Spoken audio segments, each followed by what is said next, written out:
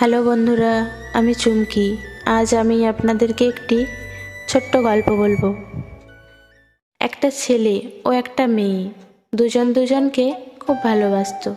দুর্ভাগ্যবশত মেয়েটি মারা যায়। ফলে ছেলেটির খুব মন খারাপ হয়ে গেল এবং সে তার কান্না কখনোই থামাতে পারছিল না। সে সারা রাত দিন শুধু কান্না করত। তার উপর অনেকেই সহানুভূতি দেখিয়েছে, কিন্তু কোনো যুক্তিতেই সে তার কান্না থামাতে পারছিল না। একদিন রাতে সে ঘুমিয়ে স্বপ্ন দেখল একটি মেয়েটি তার বয়সের আরও অনেক মেয়েদের সাথে স্বর্গে রয়েছে।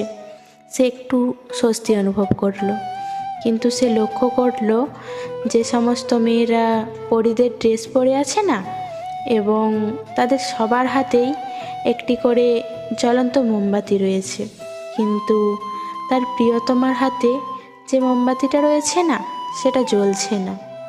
সে জিজ্ঞাসা করলো, তোমার হাতের মোমবাতিটা জ্বলছে না কেন? মেয়েটা বলল, আমি রোজ মোমবাতিটা জ্বালাই। যখনই জ্বালাই মোমবাতিটা, তোমার চোখের জল এটাকে নিভিয়ে দেয়। প্লিজ তুমি কান্না করো না।